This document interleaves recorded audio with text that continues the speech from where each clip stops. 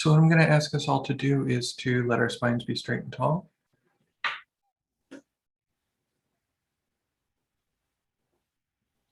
Just feel yourself grounded on the floor. We're going to talk a lot about the earth today. So just feel yourself as grounded on the floor as you possibly can be. Through your chair, right? Through your cushion, whatever it is. And just feel the top of your head floating up to the sky. Almost as if there was like a gentle golden thread in the center of your head, gently pulling you up. And what I'm going to ask you to do is just simply allow your breath to be even. So if you like to count, you can inhale to the count of 6 and you can exhale to the count of 6. The number itself doesn't matter. Just try to make it even, and make it even in such a way that it is not difficult. That you're not trying to have the longest breath in the room. There's no medal for longest breath. And there's no rush to get to the other part of the breath. So there can even be a slight pause between the inhale and the exhale, and the exhale and the inhale.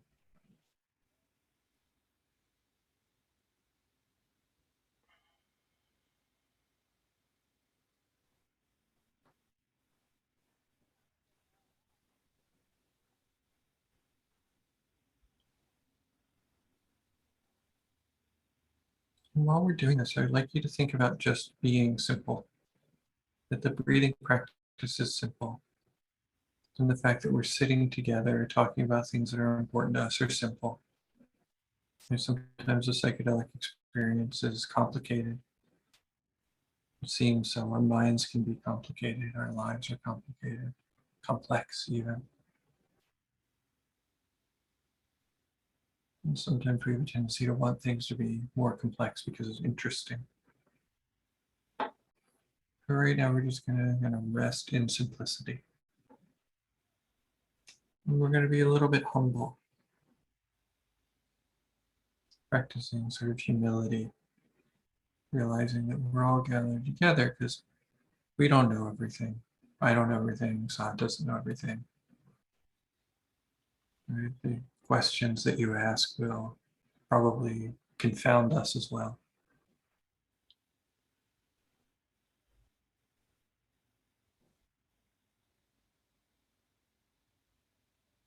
And in that humility, perhaps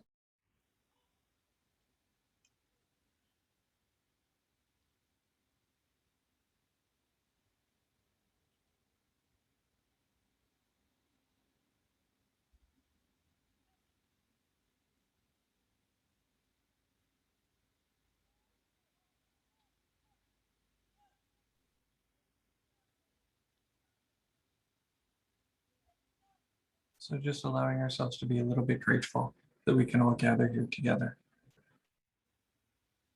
That there's this possibility for us to share together, to learn from each other, and just be in space together.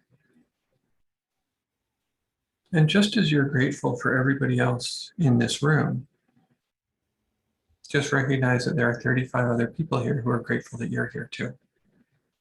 Maybe even 36. There's a couple of cameras that I see more than one person on, so at least 35 people are really just happy that you're happy to share space with you, and just open and appreciate that, how cool that is, that your presence is celebrated.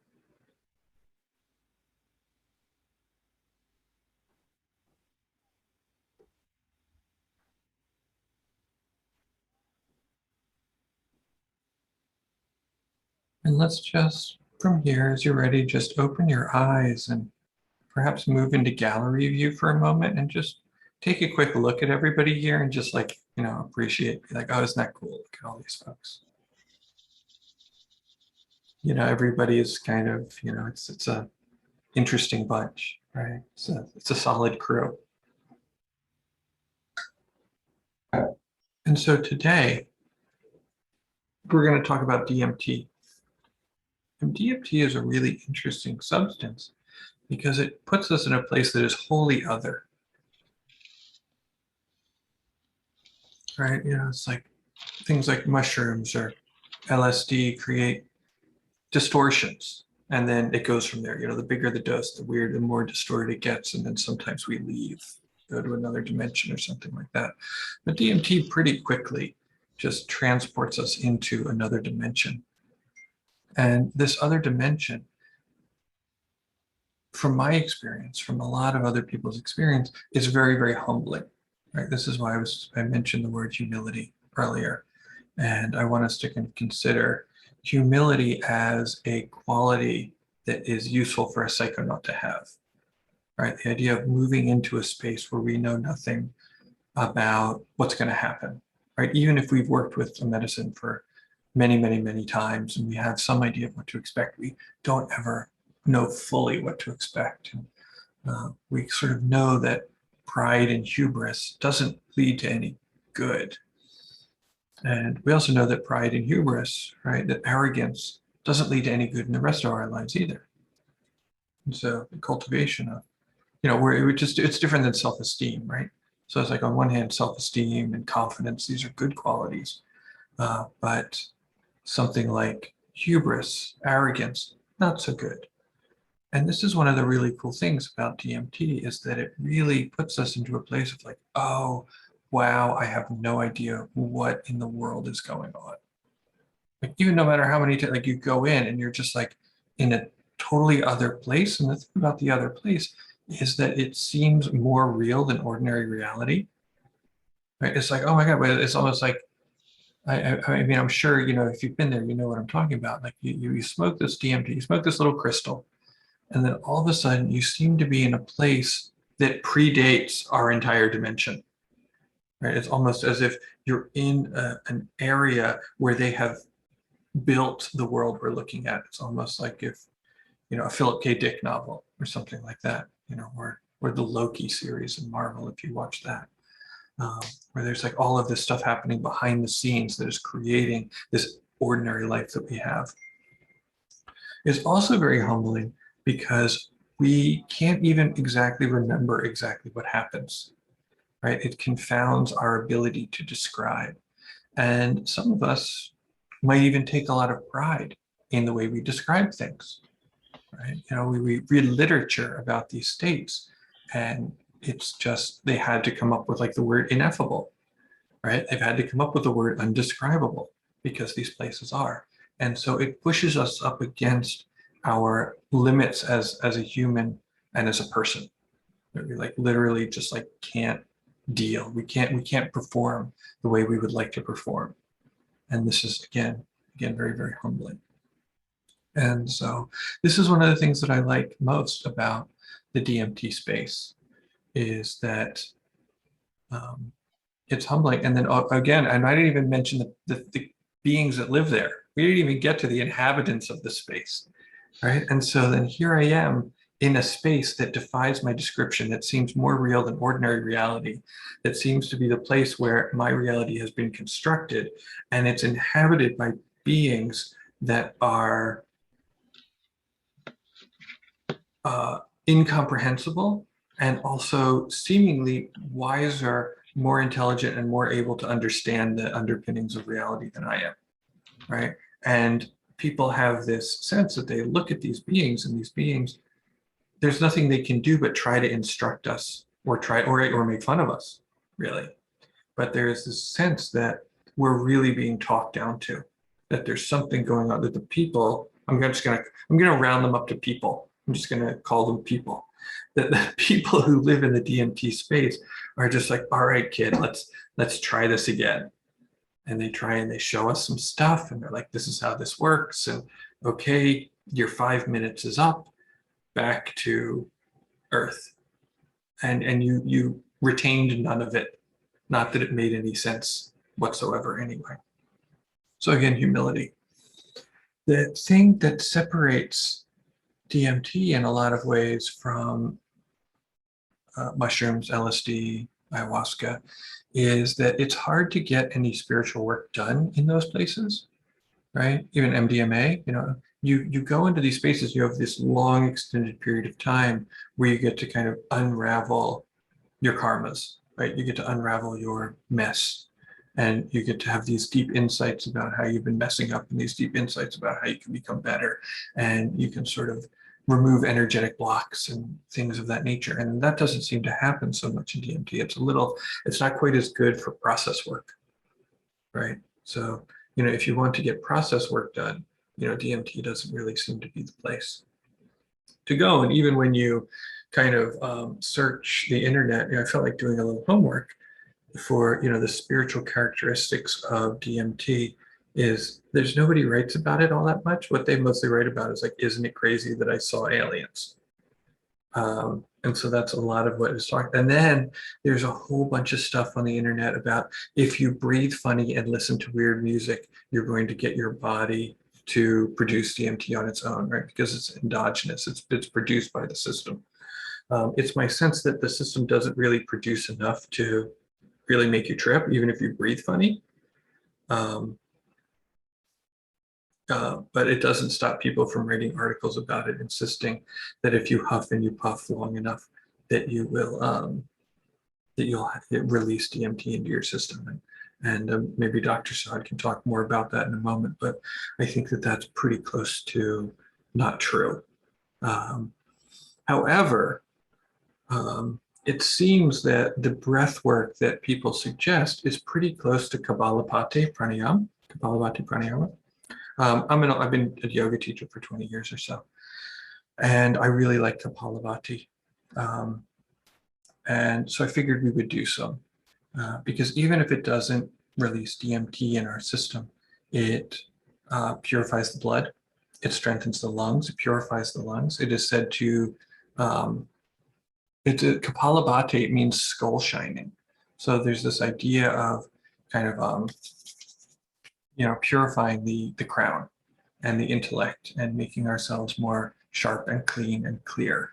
And so that's always a good thing, right? It's like, this is one of the things that we like about psychedelics, is that we see things more clearly. Like, even though there's hallucinations, right?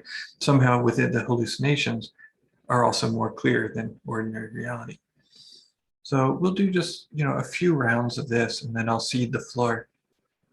But the way the practice goes, if you don't want to do it, you don't have to. It's a pumping of the diaphragm. So there's this sense of, we find our diaphragm and then vigorously exhale, right? And the breath goes, we force the breath out, and then it naturally comes back in. And so it's really nice. It strengthens the diaphragm.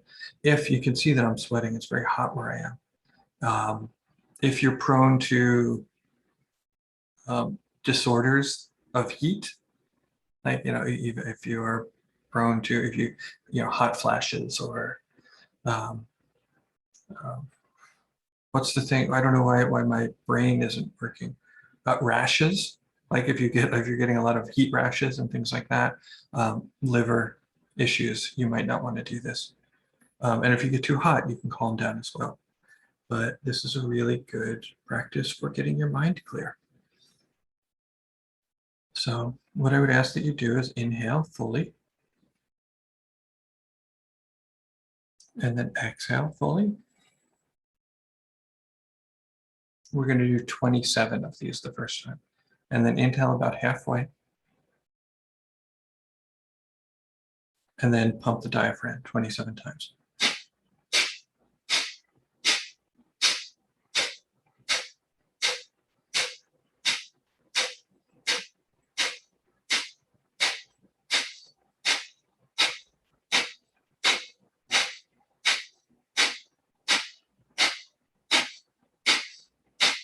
Inhale, fully draw your attention up to your third eye. Lift your Mula Bandha if you know it. Turn your eyes to face up to your third eye. Hold the breath.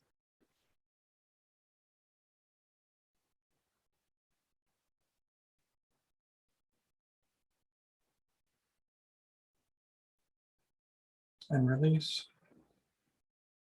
We'll do one more round of 27. Let's inhale fully. Exhale fully. Inhale about halfway. 27 rounds, begin.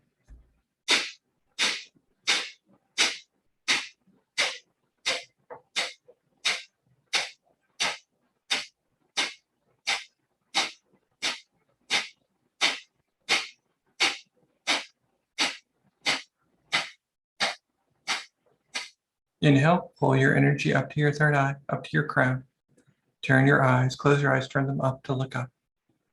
Engage Mula Bandha.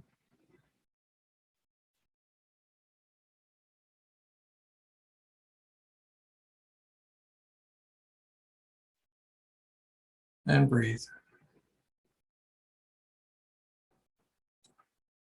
All right. So does anybody feel like they're in another dimension with aliens now? No, you don't. But does anybody feel like a little bit of like, they got a little bit of a jolt of maybe some energy and some goodness? Yeah. So take that for what you will. And with that, thank you for your kind attention. I'd like to pass the mic to my friend, Dr. Saad, and I'll mute myself so I can put my air conditioner back on. Thank you, Dr. Saad, for being here. Okay, how's everyone doing today? Can you see the screen right now, the blue screen? Is that showing? Awesome, cool. Thank you so much, Daniel, for that exercise. I've grown to really enjoy working with you on these types of projects because coming into these it's just a really great way to just relax, stimulate that parasympathetic nervous system to kick up, so that way we can really just be more unified and have our guards down to be more authentic as well. So just thank you for that, and thank you for having us meditate on humility. It's a really important practice. So really appreciate it. My name is Saad. I am a pharmacist in Pittsburgh, Pennsylvania. I graduated pharmacy school last year, but I've been very passionate about psychedelic medicine for several years now. I am a co-founder of the Psychedelic Pharmacists Association, which is an Oregonian nonprofit. I'm the vice president of the Pittsburgh Psychedelic Society. I've been leading groups here in the community for around 2 years. And I'm also the founder of Silo Health. Silo Health is a community of clinicians, patients, advocates, and we are very gung-ho on spearheading the supporting of the education, the legislation, and the integration of all things surrounding psilocybin. So what we offer at the moment are periodic integration series where we bring on different experts in the field to speak about a variety of perspectives surrounding psychedelic therapy and psilocybin. Last month, we actually held an event with Dr. Fadiman where we spoke a lot about microdosing and the multiplicity of selves. Next Thursday, we'll be bringing on Naman Grossbard, who is the daughter of Francois Borzat. She is the co-founder of the Center of Conscious Medicine. And we're also going to be bringing on a good friend of mine, Dr. Scott Fisher. He's a psychiatrist and leads the clinical trials over at USONA Institute for psilocybin-assisted therapy in patients with major depressive disorder. So those are just some of the things we do in our educational arm. We're also in the process of putting together a psilocybin peer supporter certification program to really promote this idea of what we call healer inclusivity, meaning that as these medicines come to regulatory status, they're going to be FDA approved. I'm not sure who's advocating for the healers that have been doing this for decades before us. There's so much wisdom in community healing, and these medicines have been around for thousands of years. So for this to only be able to be accessible through clinicians or therapists, that limits accessibility, limits affordability, and I just don't think it's the right way to go about it. So this program we're putting together is geared to promote this idea that we call healer inclusivity, meaning that anyone should be able to at least support the dose day of someone's experience. As Daniel does with CAM integration, we also hold weekly integration workshops with folks. We do that on Tuesdays and Thursdays throughout the month. If you want to go to our website on the integration tab, we talk about, we have the whole schedule laid out for integration workshops. So with that said, let's get into DMT, dimethyltryptamine. Cool. All right. So today I'm just going to speak about some of the historical background of DMT. I'll get into the pharmacology of it, and I will also be speaking about some general safety considerations, and then just some closing thoughts, followed up with just community-based discussion, which I'm really excited about. The history, we can start off with the 905 Common Era. We've actually seen that in a Bolivian archaeological dig, we found DMT through carbon dating to be in an ayahuasca brew. So we know as early as 905 Common Era that our species have been consuming these psychoactive molecules in combination with the monoamine oxidase inhibitor, which I'll get into in a little bit. Moving forward to 1931, we've never really been aware of DMT in terms of like the research. So a German-Canadian chemist named Richard Mansky, he recorded the first DMT synthesis, but it was actually too small for pharmacological analysis, leaving the understanding of the psychoactive properties of DMT completely, under the radar. Fast forward about 15 years to 1946, a Brazilian chemist, he discovered that DMT is synthesized and held in plants and as well as mammals. However, we're still unaware of DMT's psychoactive properties. It wasn't until 1956 where a Hungarian psychiatrist named Dr. Stephen Zara discovered the actual psychoactive properties of dimethyltryptamine. He actually found out about this through self-injection. He was studying different theories of the biochemical causes of schizophrenia. And upon stumbling through DMT, he injected himself, and the rest is history. In the years that follow, there have been a lot of studies trying to establish the connection between endogenous DMT and psychiatric illness. And it's really, really cool stuff because I'll get into how essentially DMT is the backbone to a lot of the psychedelics that we're aware about. And then unfortunately, as we're aware of the Controlled Substances Act, a lot of the research that came from this time period was illegal, and we had to stop doing a lot of research here. And then it wasn't until the 90s where Dr. Rick Strassman was able to, after 20 years or so of having no psychedelic research, he led DMT research at the University of New Mexico. And after following up with a lot of his patients or a lot of his volunteers, he then called DMT the spirit molecule. And I believe there's a book out there and a documentary talking a lot about some of his findings. And this event with Dr. Rick Strassman is really what also spearheaded or just stimulated what we call that psychedelic renaissance. So, following that, we see the folks at Johns Hopkins in '99 do a lot more psilocybin research. I think MAPS was created a couple of years before the DMT research with Strassman. But that is the nice overview of the history. And then 2 years ago, actually, the University of Michigan has been able to find key evidence to help confirm that DMT is actually potentially synthesized in the human brain. They found that the enzyme used to create DMT from tryptophan, that these enzymes are highly concentrated in the pineal gland.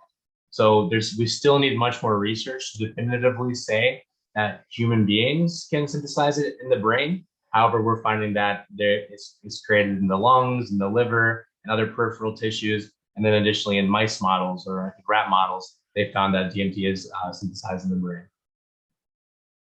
So that's a little brief historical overview of DMT. I'm going to get into the pharmacology now.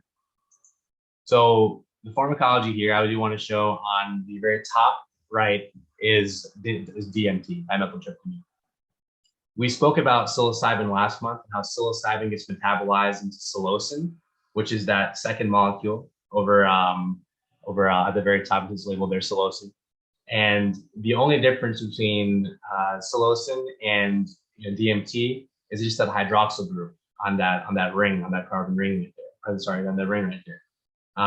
Additionally, with 5-MeO-DMT, which I imagine we'll probably get to talk about in another month, or we'll probably get into later on today, 5-methoxy-DMT, the only difference between that and DMT is that methoxy group.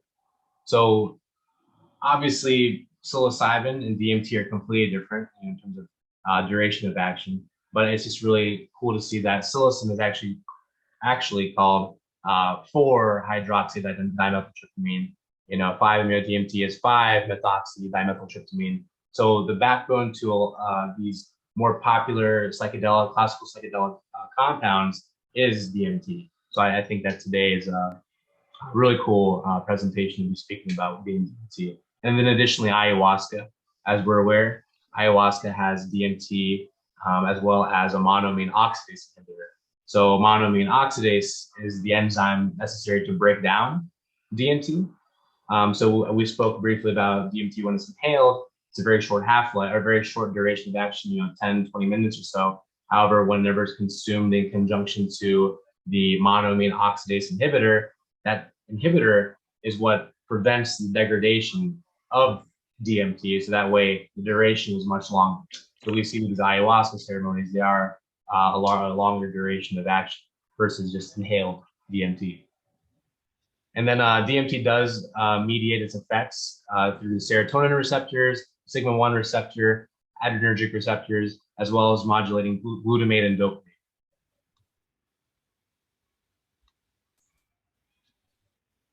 There are a variety of ways to ingest and have a DMT experience. That would be through inhalation, injection, as well as oral ingestion, and through an enema or like through in the rectum. The dosing here. So for the inhalation, that's the most common way we see this ingested in the current culture. It's just not very common to be injecting DMT. Additionally, there's intramuscular injections and IV injections. Those can be a little bit more difficult to navigate without medical or healthcare professional oversight or supervision. So usually it's found in a crystalline-like powder and it's inhaled. The general dose range, it's highly variable actually. So depending on your body weight, depending on the way you're ingesting, depending on quality or the purity of the DMT, the weight itself can be a little bit different than the intended effects. So roughly speaking, and thank you, Erwin, for some of this information. Roughly speaking, the psychedelic effect can be seen between 5 and 20 milligrams. A moderate dose would be between 20 and 25. A large dose between 40 and 50. And then a very large dose, having this complete loss of consciousness, will be 75 milligrams. As mentioned before, when it comes to the duration of action, I'll be specifically regarding the inhalation, but it can also be relevant to the intramuscular injection. Would be a half-life of 15 minutes. So the body completely clears it within 45 minutes to about an hour and a half. And then the length of the experience itself is around a half an hour or so. Again, there's some variabilities there depending on dose as well as body weight. But the peak effects that we see are roughly between that. We see that effect come in at around 2 to 5 minutes post inhalation. A cool quote here that just talks about Dr. Zara's findings that he administered 75 milligrams of DMT intramuscularly to himself, and then that's where he had these intense visions. He established that intramuscular injection of 50 to 60 milligrams of DMT brought about intense visual displays within 5 minutes, and then these reached peak effects within a quarter of an hour, diminishing and then disappearing totally within half an hour. Subjects became catatonic or lost consciousness when given larger doses than 125 milligrams, a lot. And then again, of course, when you combine this with a monoamine oxidase inhibitor or MAOI, that duration of action, that the effectiveness, the dose as well, is completely different ballgame. So I feel as though ayahuasca would probably have to be its own conversation or own molecules of the month. In terms of the potential indications for DMT, honestly, there's a lot of overlap with DMT and other classical psychedelics right now. When it comes to depression and anxiety, prisoner recidivism, I put an asterisk there because I believe some of the statistics there are a little contradictory to itself, based off of some of Timothy Leary's findings. I think Rick Doblin went back and saw that there wasn't statistical significance in the prisoner recidivism. However, there's still a lot of potential for research in that realm. And then substance abuse disorders. Additionally, what I really am interested in is the anti-inflammatory properties that DMT and other classical psychedelics can offer. So I really hope that there's going to be more more research in that realm. I think more recently there's a company looking at DMT, I think DMT injections for the rehabilitation of stroke patients to see if there's any way that DMT can help with those patient populations, and that's extraordinary. So it doesn't always have to be specifically in the mental health world, even though there's a lot of overlap with neurology there. But it's really cool stuff. When it comes to the adverse effects, we find that these are dose dependent as well as dependent on the route of administration. So the dose dependency would be the anxiety, some nausea, vomiting, diarrhea, increased heart rate, and temperature regulation dysfunction. And then when it comes to any injections, of course, you're going to have some injection site reactions, some soreness, depending on administration technique. And then, of course, with ayahuasca, we're definitely going to see vomiting and diarrhea much more prevalent than with just inhaled DMT. As always, safety is the utmost importance here. So with any psychedelic, there's a lot of overlap, regardless of how long the psychedelic experience is. Some things to make sure you're aware about are just the importance of preparation and intent formation. Trying to have some type of screening if possible, if it's accessible, if it's affordable. Being the mindset you go into the experience, the setting, the physical environment you're in, the people you're around who are around you, which overlaps with your sitter or your supporter, and then followed up with integration. I think that there's a lot of therapeutic benefit when it comes to talking about the experience and integrating it, but it's also just a lot of fun to try to make sense of what the heck these experiences are. Because when it comes to DMT, as Daniel said, there is a whole new realm, a whole new dimension. So the idea of just trying to make sense of this alternate reality can in itself be very therapeutic and can build community. When it comes to some screening, one of the biggest things would be just watching out if you have any heart issues, specifically a history of hypertension or just high blood pressure. Because these molecules are rapid acting, it can definitely increase your blood pressure much more drastically than your other psychedelic compounds could, where they're a bit less immediate.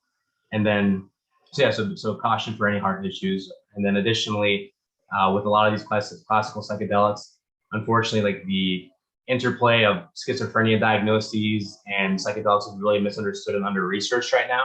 So it's really not considered safe to be self-administering these medicines with any diagnosis or family history of schizophrenia until we have more research there. That's just the general recommendation. So please exercise caution, find community, and hone in on these safety considerations.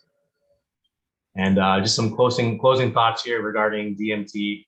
This fast-acting tryptamine, with or without psychotherapy, has the potential to support cognitive, emotional, and behavioral growth related to positive mental health outcomes.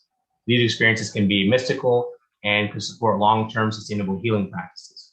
Its shorter duration of action can definitely decrease the burden of cost in a medical model if one was to be built.